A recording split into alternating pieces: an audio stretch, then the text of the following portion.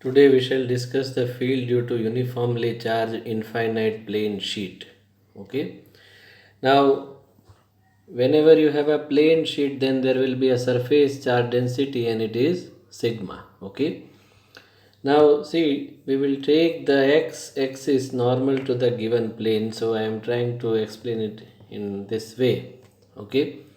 Say, for example, you have this plane sheet. Okay, and the charge is distributed on it.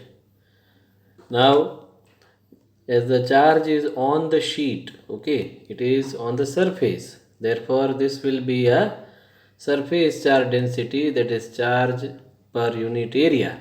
Okay, and we take x-axis normal to the plane. So, this will be the direction of x-axis, which is perpendicular to this plane surface. Okay.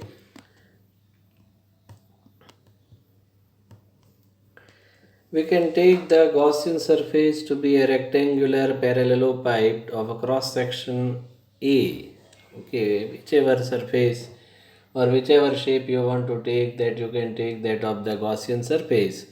So this is the as such convenient for the Gaussian surface, that surface of any shape that you can take as a Gaussian surface. So we can take the surface as a parallelepiped. See, this is the thing which is shown here. You can see this blue colored sheet is a sheet on which the charge is distributed, and this surface which you are taking is a rectangular parallelepiped which is passing throughout, okay, throughout the plane sheet. This way it goes. Okay, so this is the parallelepiped surface that we have considered. Now try to understand this. Electric field is because of the charge which is distributed on this surface, and the direction of electric field will be in this direction, going away from the charge, because say it is a positive charge, so the direction of electric field will be from left to right. And if you consider this particular direction, okay, then positive charge will have the direction from right to left. So both the side the electric field will be. So direction of electric field is from left to right in this positive x direction, and in negative x direction we can say it is right to left. This is the direction. Okay. Now if you consider this surface 1, then we can say the electric field lines are passing through this surface 1 this way. Okay, and through the surface 2 also the electric field lines are passing. But if you consider this surface which is above, okay, let me try to show it this way. If you try to understand this surface, then the electric field lines are not passing through this surface, or we can say electric field lines are parallel to this surface. Okay, this below surface also you can understand, this surface also electric field lines are parallel to it. Okay, if you consider this surface, front surface, then also electric field lines are not passing through that surface, or we can say the area vector of this front surface. Try to understand this way. Front surface, its area vector will be in this direction, electric field is in this direction, both are perpendicular to each other. So if you find E dot A or E delta S cos theta, then theta is 90, then the flux passing through this front surface will be 0. Similarly, through this front surface also will be 0, and the surface which is behind, the same situation occurs. Okay, this surface I am talking about. Okay, then also the electric field and the surface area vector will be at perpendicular to each other, then we can say the flux will be 0. So flux, that is electric field lines, are only passing through this first and second surface only. Okay, so if you want to find the flux, then as you know, flux is nothing but E dot delta S. Now try to understand, this is a dot product. Okay, so electric field in this direction, area vector is in this direction, both are parallel, so angle between them is 0, so E delta S cos 0, and delta S we take as area of this second surface as A, then this flux will be E into A passing through this second surface. Similarly, E into A will be the flux passing through this first surface also. So total flux will be equal to 2 times EA. Okay, that is explained in the next slide.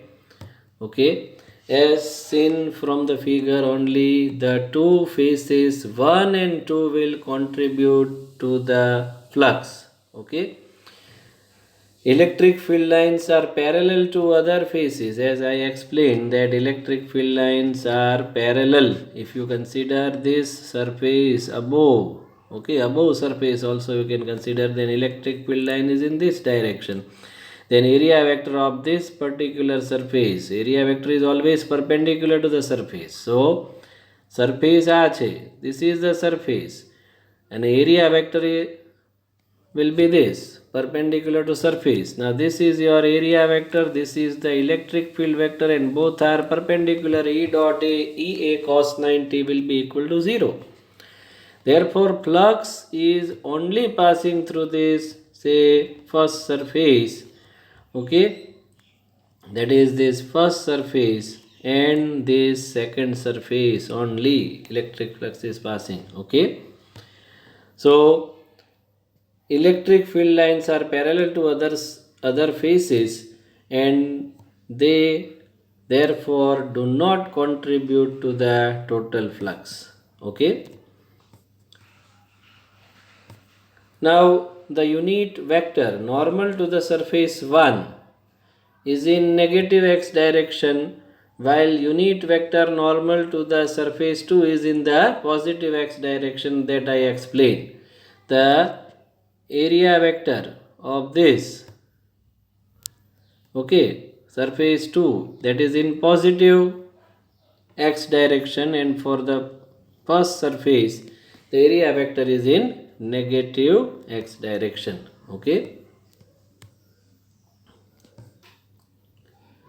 so unit vector normal to the surface 1 is in the negative x direction, while the unit vector normal to the surface 2 is in the positive x direction.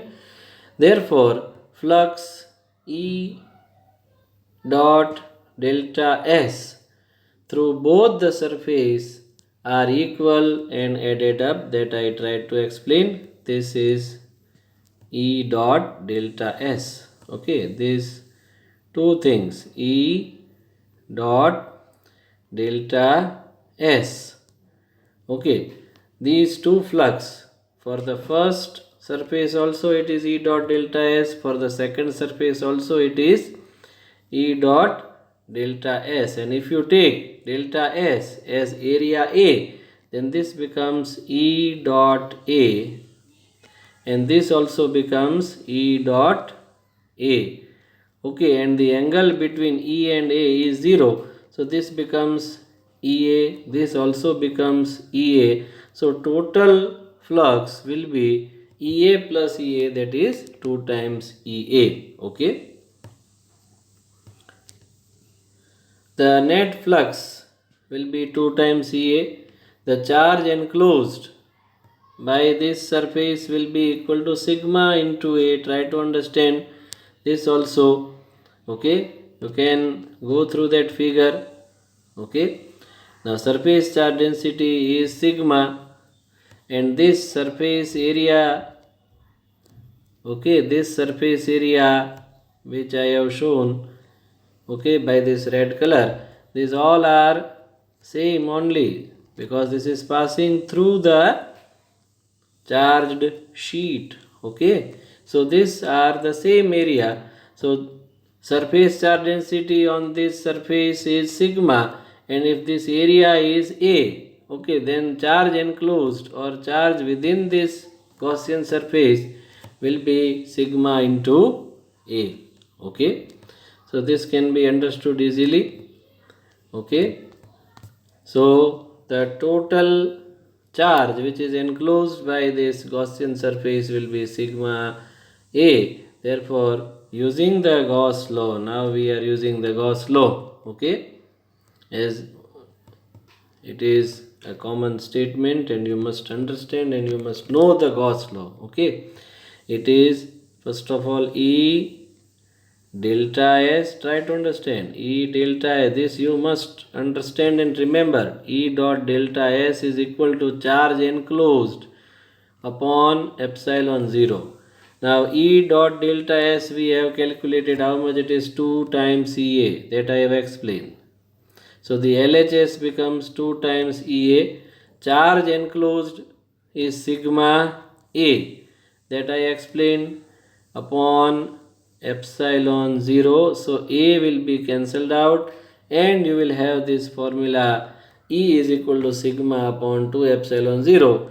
And if you want to write the vector form, then this E is equal to sigma upon 2 epsilon 0 n cap, where n cap is the unit vector normal to the plane and which is going away from the charged sheet. Okay, so you can understand this easily. Okay, if you have sigma as positive, okay, then the direction of electric field will be away from the charged sheet. And if you have this electric charge which is there on the surface as negative charge, then the direction of electric field will be towards the charged sheet. Right now, if you have a positive charge, okay, if you have a positive charge, then the direction of electric field is going away from the charged sheet and it is normal to this surface, and that is why it is written as n cap is a unit vector which is normal to the plane surface on which the charge is distributed. Okay.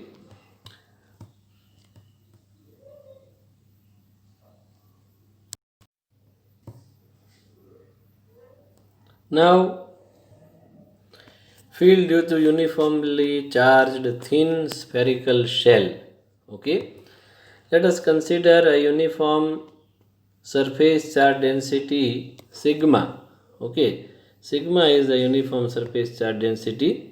Here S is written, you just consider this as a sigma. Okay, let sigma be the uniform surface charge density of a thin spherical shell of radius r. So you have this shell. Try to understand, say football can be considered to be a shell, and the radius of this shell is r, and the charge is distributed on the surface of this spherical shell. Okay. So this is the figure. A blue color part is the shell. Okay, so charge is distributed on this shell. Okay, this is the shell on which the charge is distributed. The radius of this shell is capital R. So this radius is capital R, and you want to find the field here at point P, where the distance of this point P from the center of the shell is R, or we can say R is greater than capital R, that is the radius of the shell. So surface charge density is sigma. Try to understand. Charge per unit area is sigma. Now what is the area of the shell? If the radius is capital R, then area of the shell on which the surface charge density is created will be 4 pi r square, capital R square. Now this is the area. This is the charge per unit area. So total charge, try to understand, total charge on the surface of the shell will be sigma into 4 pi r square. This you can be able to find out, or you can be able to understand, that if the surface charge density is sigma, that is charge per unit area is sigma, and area of the surface of the shell, we know it is 4 pi r square. So if you multiply these two, sigma into 4 pi r square, that will give you total charge which is spread on the surface of this spherical shell. First of all, this must be clear to you. Now we consider a Gaussian surface which is passing through this point P. So this is a Gaussian surface whose radius is small r. So we are considering a spherical Gaussian surface which is passing through the point P, where we want to find out the electric field. Okay, we want to find out the electric field at this point P. Okay, we want to find out the electric field at point P, and we shall find it by considering a Gaussian surface. Okay, so this is a Gaussian surface. I am showing it by different colors. A blue colored line is a Gaussian surface and it is passing through this point P. Okay, this is a spherical surface. Spherical Gaussian surface. Okay, and its radius is small r. So you can consider or visualize it in a different way. Say balloon, small balloon is there at the center of a big balloon, and on the small balloon there is a charge. Okay, this is a small balloon on which the charge is there, say positive charge is spread, and this is a big balloon, okay, which is enclosing this charge which is there on the small balloon, and the big balloon is having say radius r, and it is more than the radius of the small balloon which is at the center of this Gaussian spherical surface. Okay, so r is greater than r. Now first of all we shall find the field outside the shell. Okay, field we will find, and this field is outside the shell. So consider a point P which is outside the shell, whose radius or radius vector, we can say its radius vector, okay, its radius vector is r. And to calculate the electric field, this is electric field, we want to find out electric field at point P. We take the Gaussian surface to be a sphere of radius small r that I explained. This is the spherical Gaussian surface whose radius is small r. Okay, and its center is O, that is center of the spherical shell. Okay, all points on this sphere are equivalent. Why? This point say P and this point say Q. They all are equivalent because the magnitude of electric field at this point P, Q, or any point say S, or any point say N, whichever point you take on this spherical Gaussian surface, the electric field will be same because they are at the same distance from the center of the charged spherical shell. Okay, so it has a radial symmetry, or we can say distance is same, therefore electric field will be same. Okay, the electric field at each point of the Gaussian surface has the same magnitude, say E, and electric field is along the radius vector at each point. Try to understand the direction of electric field will be in this direction. Okay, this will be the direction of electric field, and electric field, we can say if it is a positive charge then it is going away. Charge is here on the spherical shell which is of green color. Okay, and these are the directions of electric field. Okay, so direction of electric field at point P or any point you take, that will be in the radial direction. That I want to show. This is the direction of radius, or we can say electric field is in this particular radially outward direction. Okay, magnitudes are same. Okay, thus electric field and delta S at every point are parallel. Try to understand this point. Okay, if you are having, say this is a Gaussian surface, then area vector that is delta S. Okay, delta S, and the electric field vector and area vector, they will be in same direction. Say for example, if you consider this as delta S, small area you can consider, then small area vector delta S and electric field vector E, they both are in same direction. So if you find out the flux E dot delta S, then E delta S cos 0 it becomes. Okay, so they are parallel. Okay, so flux passing through this small area will be E dot delta S, that is E delta S, and if you take the summation of all these flux passing through this small area, then it will be equal to E into S, that is surface area of the whole sphere, and as you know, surface area of this whole sphere is E into 4 pi r square.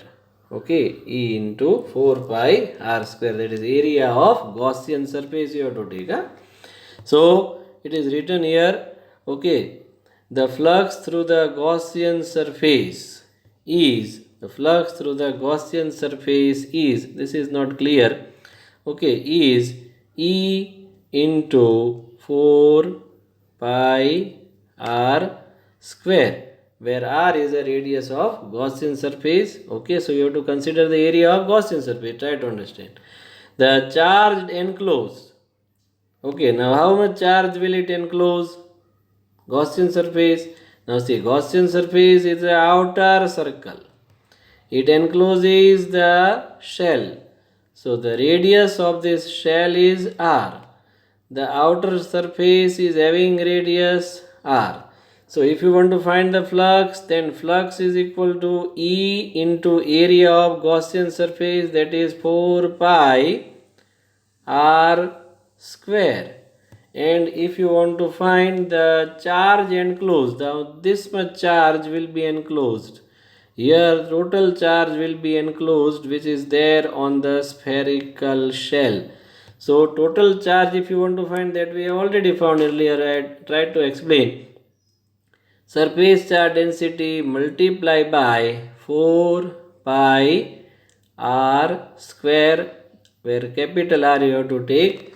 Okay, because charge per unit area, that is sigma. So if you multiply the total surface on which the charge is distributed on the surface whose area is 4 pi r square. So 4 pi r square multiplied by sigma will give you the total charge which is there on the small spherical shell on which the charge is distributed, and this total charge is enclosed by this Gaussian surface. Say this is the Gaussian surface. Okay, that is explained. Okay, so this is the Gaussian surface which is enclosing this total charge. So these two are equal. Okay, so equate them and you will get the answer of electric field. Okay, now that is explained here by Gauss law. E into 4 pi r square is equal to charge enclosed. Charge enclosed is 4 pi capital R square into sigma upon epsilon 0. And if you just simplify this, now it is very easy to simplify. Okay, because 4 pi will be cancelled out. And if you make E as a subject of formula, then you will get sigma r square upon, you will get epsilon 0 small r square. Okay, so you can write this equation easily.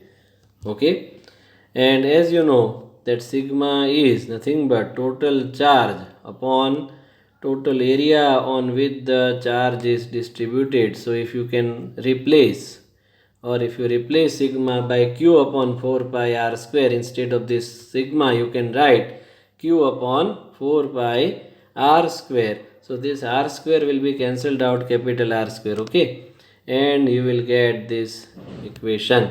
Okay, which is same as kq upon r square. Okay, so as if the charge on the spherical shell is at the center of the Gaussian surface that you can take. Okay, so this is the final equation, okay, which we have derived, or rather we got by simplifying. Okay, E is equal to Q upon 4 pi epsilon 0 r square, and the direction is along the radial direction, that is by r cap.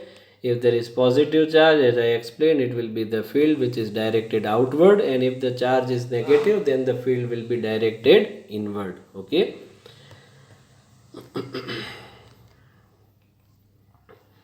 Now field inside the shell. Okay, we consider a point inside the shell. So the point is somewhere here inside the shell. Now you take a Gaussian surface passing through this point whose radius small r, that of the Gaussian surface, is smaller than the radius of the shell on which the charge is distributed. So charge is here. Now see, this Gaussian surface is not enclosing any charge. Try to understand. Gaussian surface is not enclosing any charge. So we have the flux. Flux is equal to E dot A, that is EA cos theta. Okay, that is equal to charge enclosed divided by epsilon 0 if angle between E, that is electric field. Okay, just I am writing E dot A just now. Okay, now if charge enclosed itself is 0, then E dot A will be equal to 0. Okay, and therefore electric field will also be 0. So within the shell on which the charge is distributed, the electric field inside the shell is 0. Okay, electric field inside the shell on which the charge is distributed is always 0. Okay, that is explained here.